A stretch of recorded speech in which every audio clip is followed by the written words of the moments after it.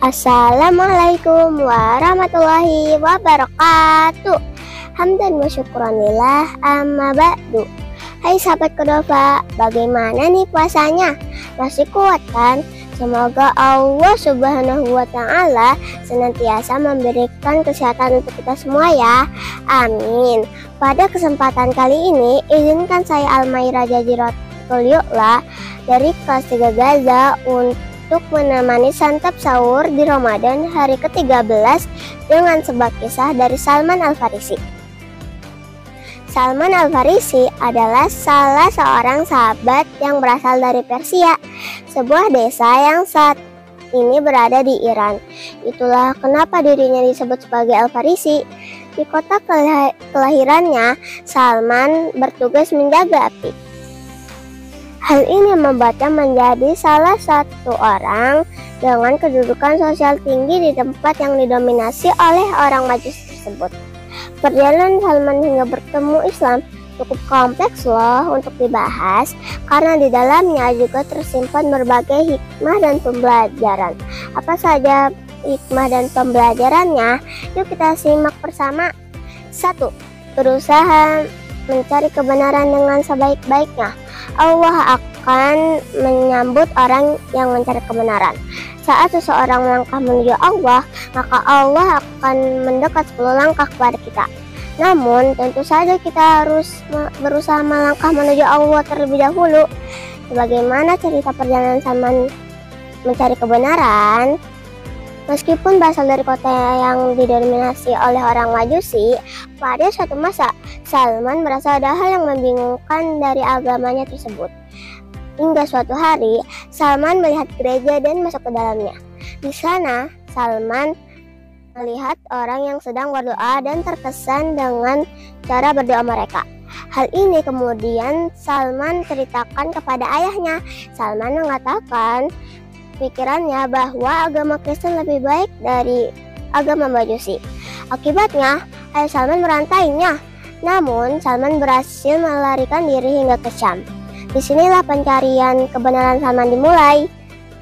Salman sempat tinggal bersama seorang uskup di Suriah, kemudian pergi ke Irak untuk belajar dan berlanjut ke Turki. Di sanalah Salman bertemu dengan orang yang mengatakan tentang keberadaan seorang nabi di Arab Saudi. Untuk bisa sampai ke sana, Salman ikut dengan sekelompok orang yang malah menjualnya sebagai budak kepada seorang Yahudi. Salman yang telah menjadi budak ini pun dibawa ke Madinah. Di sini, Salman bertemu dengan Nabi Muhammad dan mencari bukti kenabian dalam diri Muhammad.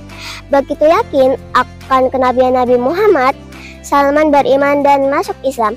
Masya Allah. 2. Tidak kecewa saat seseorang tidak melakukan hal yang benar.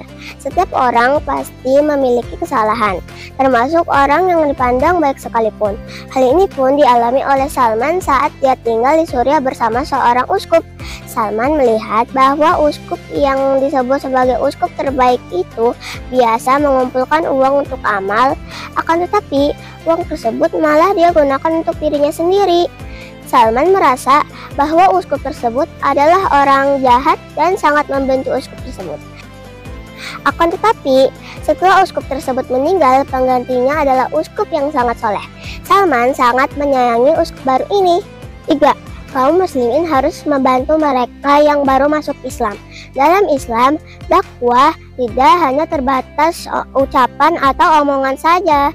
Memberi bantuan juga termasuk dari bagian dakwah loh, maupun dalam bentuk keuangan ataupun hubungan sosial. Karena saat seseorang berhijrah atau bertaubat, orang tersebut bukan hanya membutuhkan nasihat saja, tapi juga teman. Hal ini sejalan dengan apa yang dilakukan oleh Nabi Muhammad dan para sahabat. Saat Salman Al-Farisi masuk Islam, statusnya masih sebagai budak. Dengan bantuan Nabi Muhammad dan para sahabat, Salman terbebaskan dari status budak dan menjadi orang merdeka. Itulah beberapa hikmah yang bisa diambil dari kisah seorang Salman Al-Farisi. Tapi tentu saja masih banyak hikmah lain yang bisa diambil dari kisah Salman Al-Farisi ataupun sahabat lainnya. Oleh karena itu, sebagai muslim, kita tidak boleh berhenti mencari tahu dan mengambil hikmah dari kisah-kisah di masa lampau. Demikian kultum yang bisa saya sampaikan, kurang dan lebihnya mohon maafkan. Ke Bekasi ke rumah si Ayah, ke Cikupa ke rumah si Sasha. Terima kasih sudah menyimak kultum saya. Sahabat Kodova, selamat berpuasa. Wassalamualaikum warahmatullahi wabarakatuh.